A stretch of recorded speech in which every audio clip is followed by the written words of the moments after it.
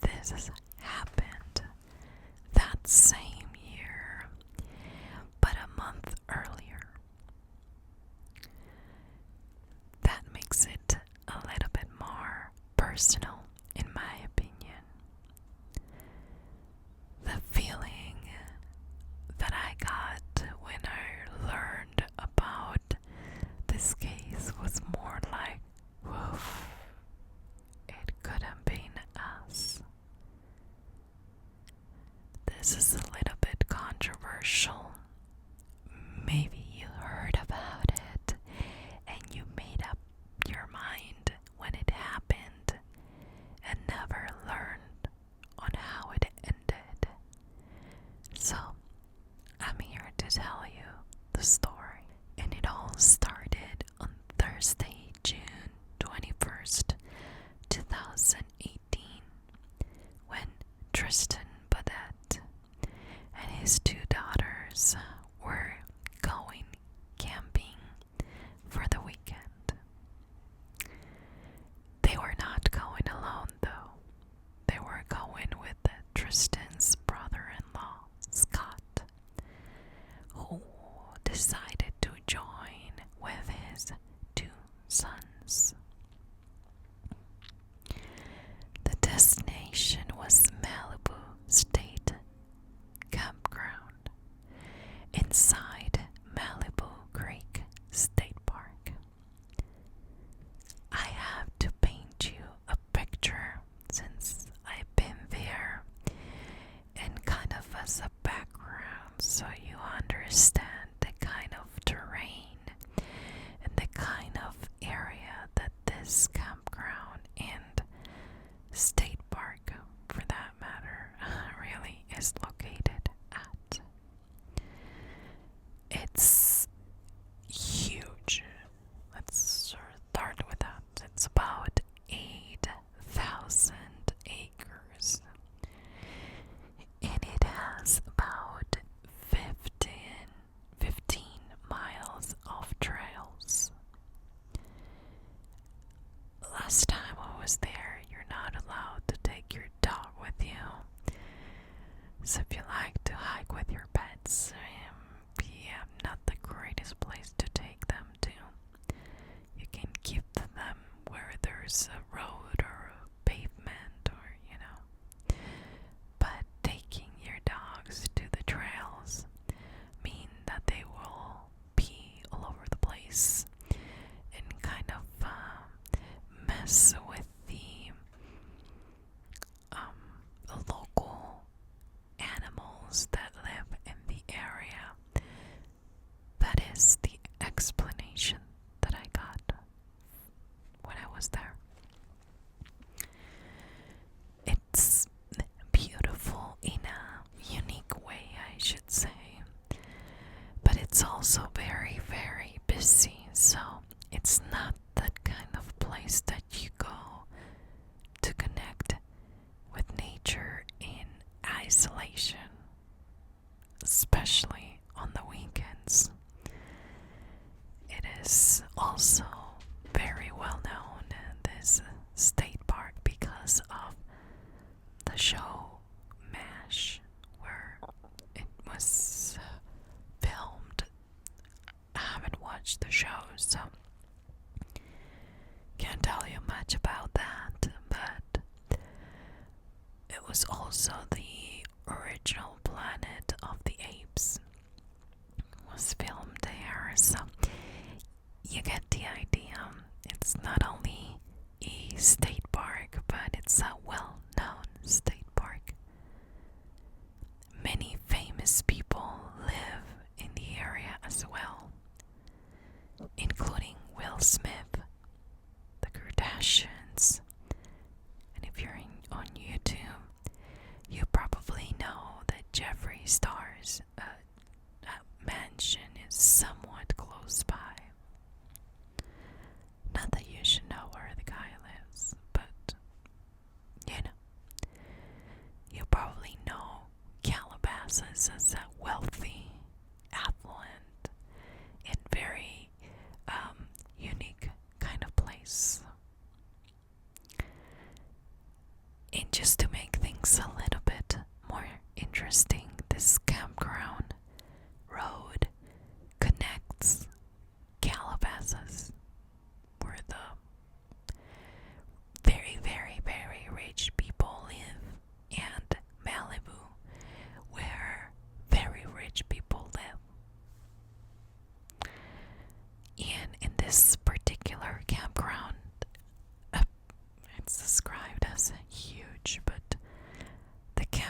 itself, it has only 63 campsites, and they're not very, okay, how can I say this? They're not, it's not that they're not big, but it's like you have your neighbor very close to you. So if you whisper, they probably can hear you. Before I tell you what happened when Tristan and Scott got there with their kids, I have to paint you a better picture, my kind of picture. The state park, it's beautiful, but it's not a forest kind of thing. It is very yellow. It seems like there's straw everywhere because of how high they are kept. There are hills and mountains, and the only thing that really can give you some kind of a hide spot in that open area is the high or tall, I don't know, grasses I'm gonna call them, but they're not really. They're more like straw, or I don't know, but it's not very shady. If you want to find a spot with shade during the summer, it's not the easiest thing to do. And as you go up the canyon to get there, you realize this is not your, how can I say it? This is not your typical campground road. This is the canyon road that connects to very wealthy areas. So as you're going up the canyon with your humble, maybe I have a couple of holes in my tent kind of tent, or if you're going up the canyon with your humble RV, more than likely you're not going to only encounter campers and people that are going hiking for the day, but you're going to encounter people, not people, but cars, very expensive cars. Like, you're gonna count how many Teslas you drive by, and very like unique and expensive and imported, and it's not your typical Audi or BMW. No.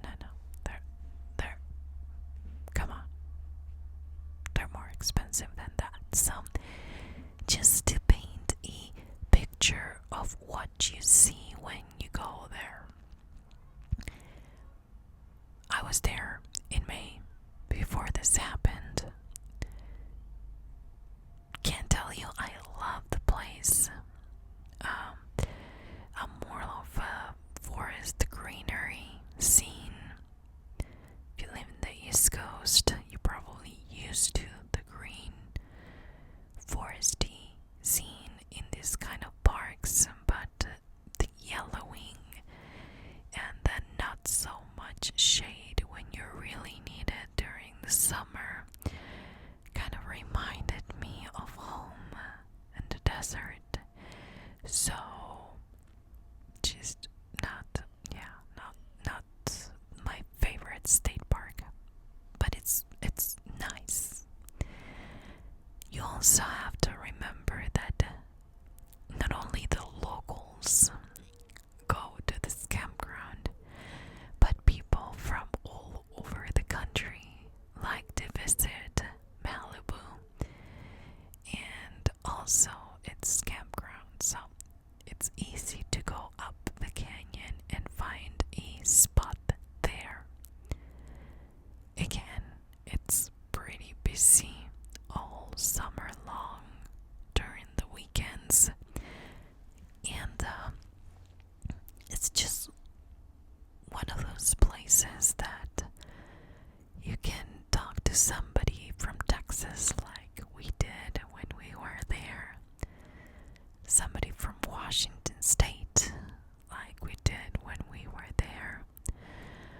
somebody that lives in Calabasas and want to rough it up for the weekend.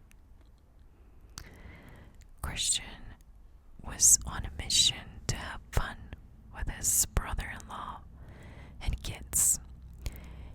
And you're probably wondering, where are the moms of these kids? I'll tell you why they're not there. But on that morning, Tristan and Scott, poor Tristan, I keep calling him Christian for some weird reason. His name is Tristan. And Scott got ready to go and arrived at the campground early afternoon. They spotted a few available campsites by the gate, and they were assigned those campsites, but they decided to go look around the campground and try to find something they liked better. Maybe more private, maybe with more shade. Who knows? It really doesn't say why they did it. They went back to the gate and asked either the park ranger or the campground host to be changed to this other new spot that they found. And they did. They ended up changing campsites, which almost seems like the perfect scene of a Final Destination movie, because if you watch the movie, you know why. You'll know why in the end. They moved to this new campsite. They cooked dinner and they put the kids to bed. Now, the kids, at least Tristan's kids, were 2 and 4 at the time. So they didn't, they had a bedtime, and the kids get tired. So the adults stayed up late chatting, and when they got tired, they decided to go to bed. It was a weekend, or the start of the weekend, so 60 of the sites were occupied. People stayed up, laughing around the fire. They were chatting, they were having a good time. But when it got really late, everyone went to their own tents. By 4:44 a.m., things changed when somebody called 911 to report shots being fired by the campground, and it was particularly by the campground road. The police arrived and found Tristan Bedette shot, and what they said initially was the upper torso, and he was sadly pronounced dead at the scene. It was also reported that he was the only one injured, and that the girls that were sleeping with him in the tent were unharmed. Oh, by now you're probably thinking this seems like somebody was sent to get rid of Tristan, right? Is this a drug deal? Is this a drug crime related thing? It's pretty weird to see something like this happen. And by this time, the police woke up people sides. Some people didn't hear anything, and others heard a loud noise, but it stopped, so they went back to bed. No suspect, no motive, no witnesses. The girls were not harmed. They didn't take anything, so it wasn't a robbery. The girls were not much help either. They were 2 and 4 years old, so there's not much they can tell you about what happened. Again, I think most of us try to make a scene in our heads and say like, okay, this is odd. Somebody sent somebody to kill this guy. It doesn't make sense that he was killed by somebody and the girls were left unharmed. This is probably something that he was involved in. And that was kind of the background whispers around this case. And in the end, it was just the beginning of a long investigation.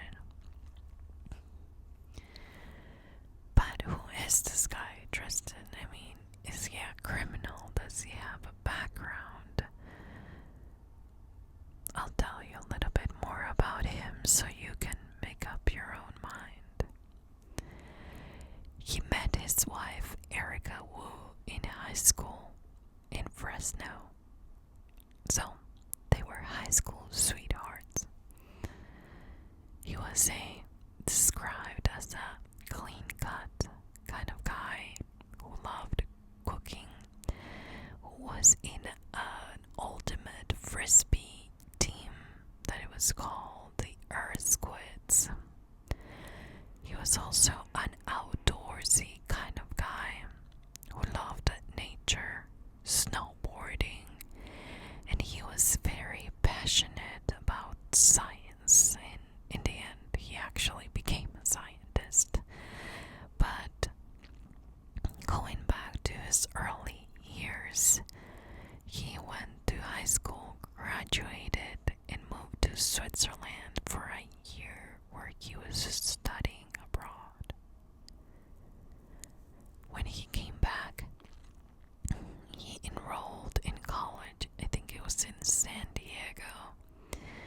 And this was happening as Erica was at Stanford University. This guy, Tristan, graduated with the highest GPA in his graduating class. He went to grad school at Berkeley's, and he got his PhD in chemistry. They got married in 2008 and moved to Irvine, while Erica was doing her OBGYN residency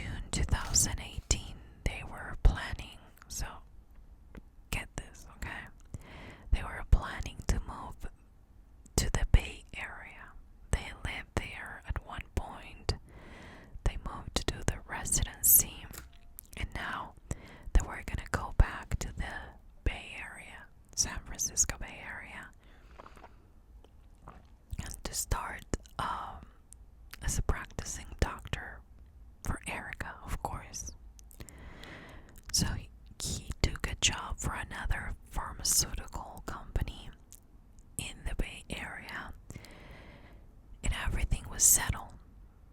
They were definitely moving. There was one thing though.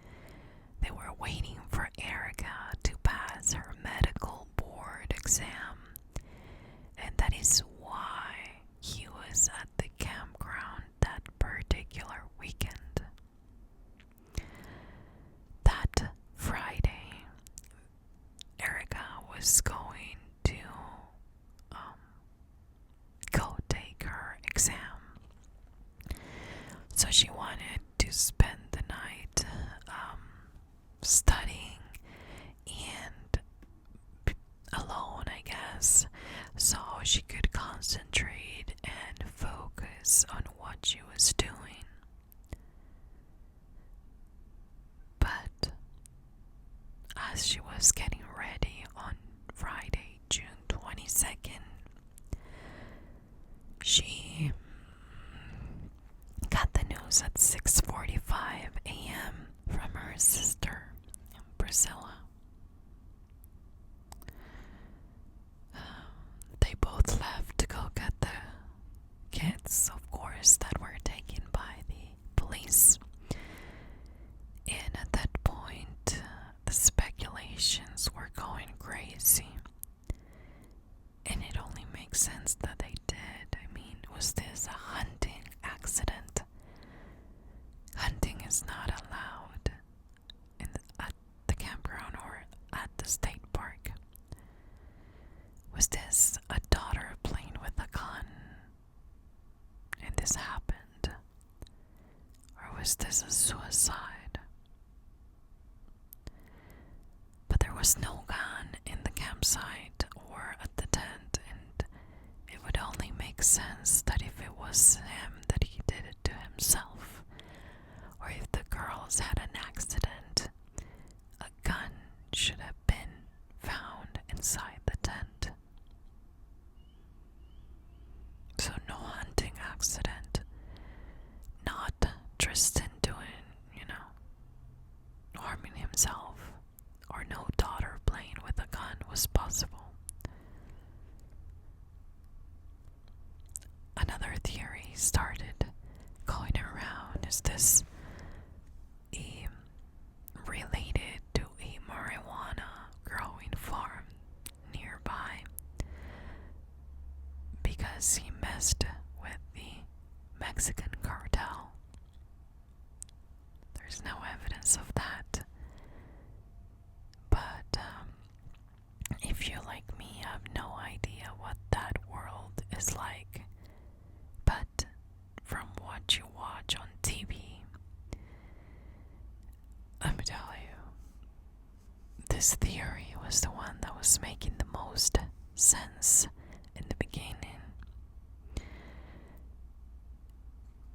I watched several shows that's, relating to this kind of operation, and it's a tough world to live in, and to be honest, it's just one of those things that you're like, oh my goodness, I'm glad I've never made a mistake like involving myself with somebody in this kind of world, because it is tough. And at that point, a lot of people were speculating that Tristan was involved with something like that.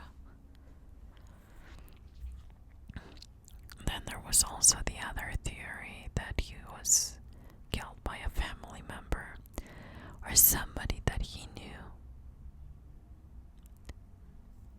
But it also didn't make sense, although it was investigated. I mean, it was weird. If it was somebody who didn't know him, why didn't they take the girls? Or at least one of them. Why did they leave them there and alive? Erica was not in the area, so she was cleared almost immediately as a suspect. Scott was also ruled out. He didn't do it. I'm assuming they did the gun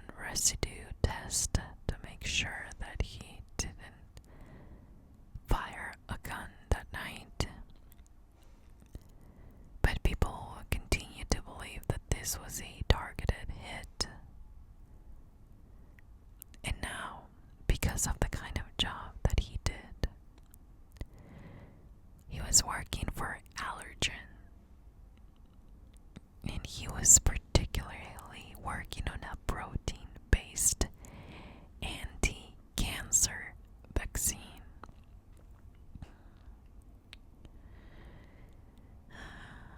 He held patents, and maybe somebody wanted those rights.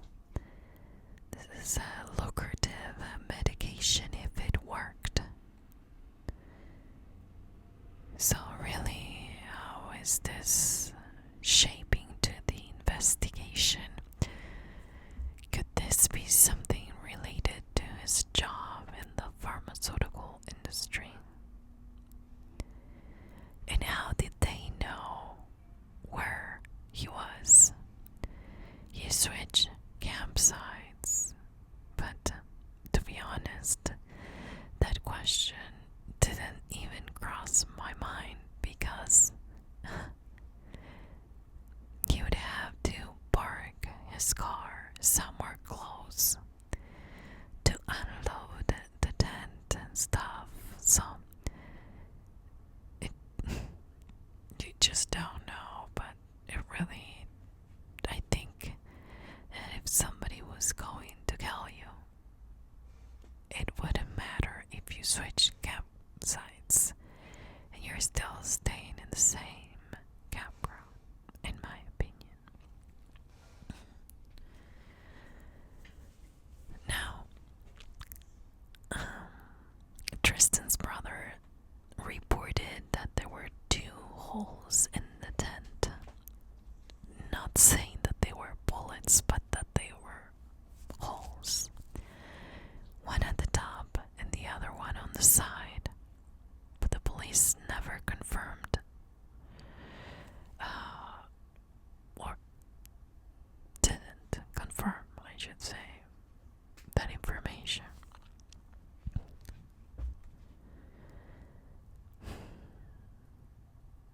There was also this theory that he was killed with one shot from the top, and that it went only to him because the screen was open on the top, and most people did that to look at the stars, and that whoever did it pointed a flashlight inside, saw exactly where he was, and shot him. I mean, Scott found Tristan pretty fast. Where did the killer go? Where did he hide? Confirmed by the police, it was only one bullet hole in the tent. And later on, the coroner's office confirmed that he was killed by a single gunshot in the head. But first they said the torso, and now they said the head. I can only think that maybe there was so much blood and the guy was already dead at the, campground, that they assume one thing, but then it was confirmed another. But really, what do we know exactly? Well, it's just a coroner report. That is the one thing that says that it was one shot to the head. And this is where things take a turn. On June 27th, 2018, the LA Times ran a story or at least uncovered the truth of something the authorities were keeping a secret. In the last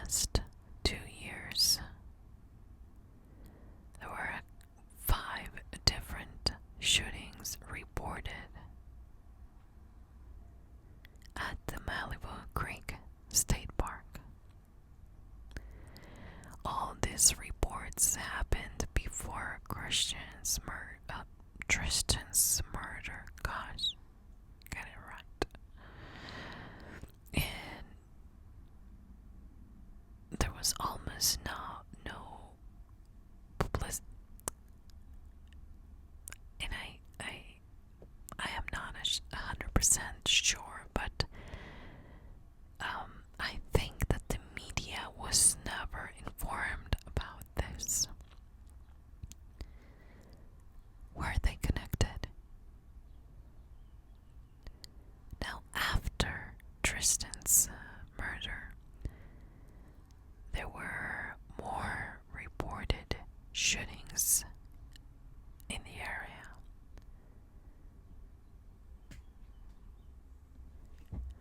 And this was purposely not released to the public until the LA Times revealed this. The police department said, yes, it happened. Yes, we knew. And no, we didn't tell the public about it. At that point, because of the bad press and everything that was mounting against the LA Sheriff Department, they decided to close the park. A little too late, in my opinion. Let me just give you a few dates. November 3rd, 2016, November 9th, 2016, so within days from each other. January 1st, 2017, so a couple months later. June 8th, 2017, July 22nd, 2017, July 30th, 2017, June 18th, 2018. For Tristan, that ended up with the worst case scenario, and that is his murder. Now, I'm not gonna go into details because, believe me, there are details now available online about each one of those shootings. I'm not gonna miss the airplanes or the airport nearby at all. Not going to miss it.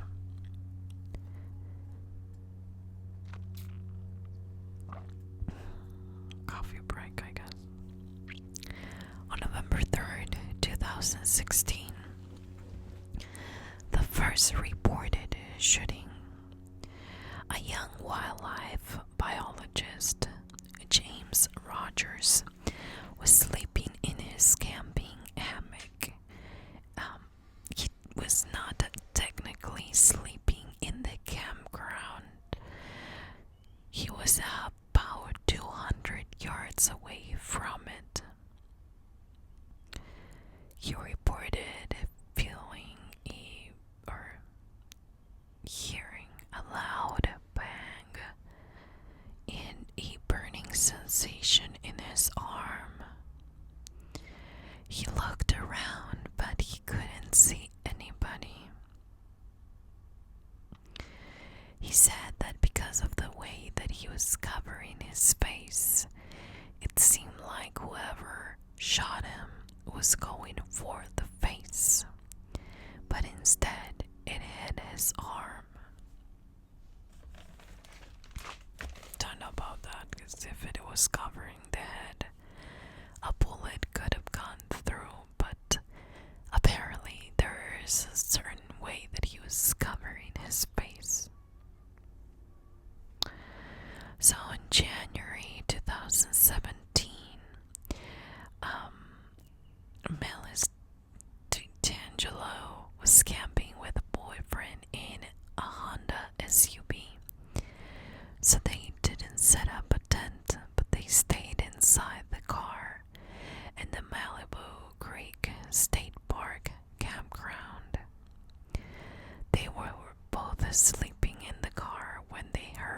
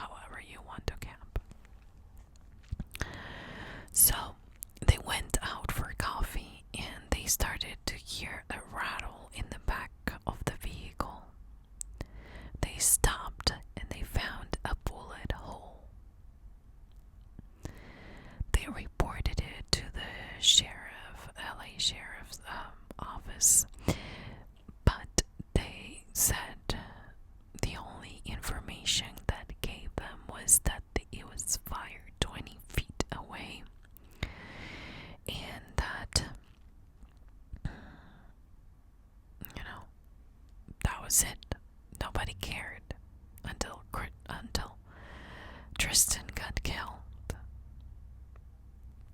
They didn't take pictures. They didn't care, basically, about what happened to this couple.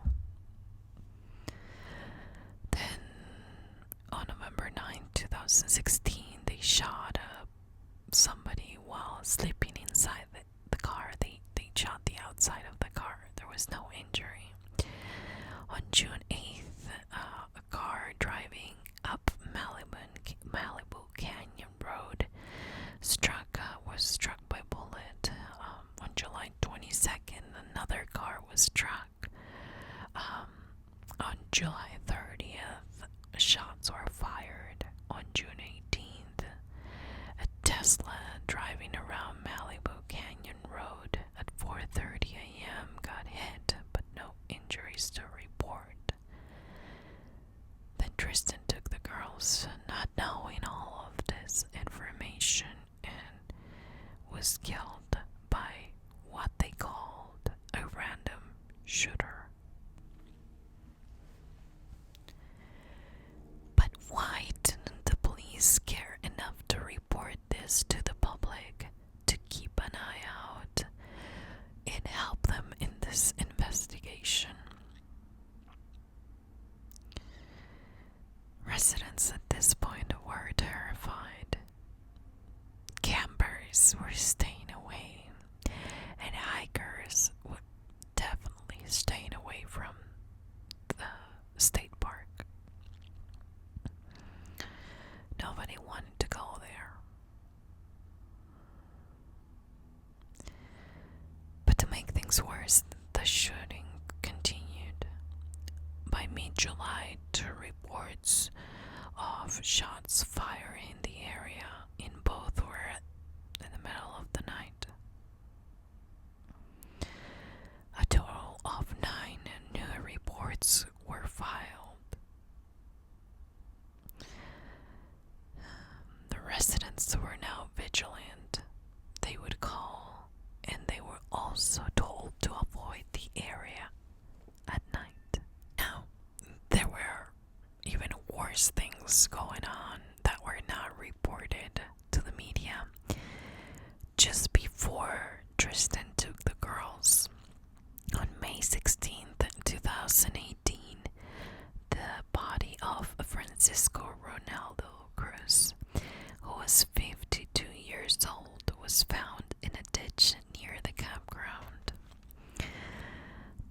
Apparently, the cause of death was blunt force trauma to the head, and he had injuries in the chest and neck that that were reported as drill marks. So he was definitely tortured. Poor guy. I mean, I don't know who he is. I don't know what he did, but nobody deserves to be drill in the chest. Okay, that's too much. By July 27th, Roger Chavez's body was found decomposing, and he had multiple shotgun wounds. The police at that point determined that this was gang related and not connected to what happened to Tristan or the shootings. But this is a remote canyon road that it's used, sadly, as a dump site as well. The residents wouldn't buy it. I mean, would you buy it at that point? They believed that there was a serial killer in the loose. Because of that, all the people that were missing in the area started to come out and worrying people even more. Now, there was this guy who was 21 years old, Matthew Weaver, that vanished on August 10th, 2018. And it was pretty close to, the campground where Tristan was murdered. actually, they found his BMW hanging on the edge of the Topanga motorway. And then, if we go back to 2017, Elaine Park disappeared from her boyfriend's. She was leaving. That was the last time that she was seen. And she was leaving her boyfriend's house in Calabasas. She was only 20 years old, and then they found her belongings and her car near Coral Canyon Road in Malibu. And you probably know about Matrice Richardson, who in 2009 was arrested. It's a whole other story that I want to talk about and explore some possibilities there, but the short version is that she was arrested for not paying a bill at a very expensive restaurant in Malibu. I think it's Jeff's. I don't know. I'm not that fancy. But this was in the coast in Malibu. She got arrested for not paying the bill, and she was supposed to stay the night, but she was released at midnight with no car, no phone, no money, no purse. And then she was found in that canyon in Malibu, 7 miles away, with a cause of death undetermined. So it's just a lot of people disappearing from the same canyon, the same area, in a wealthy, affluent kind of neighborhood where only the famous and the wealthy live, where you happen to have a state park with a campground, and now all of a sudden not only people are vanishing from the canyon, bodies are being discovered, and to make things worse, we now know that the police or the sheriff's department has been keeping a lot of these things hidden from the public, and that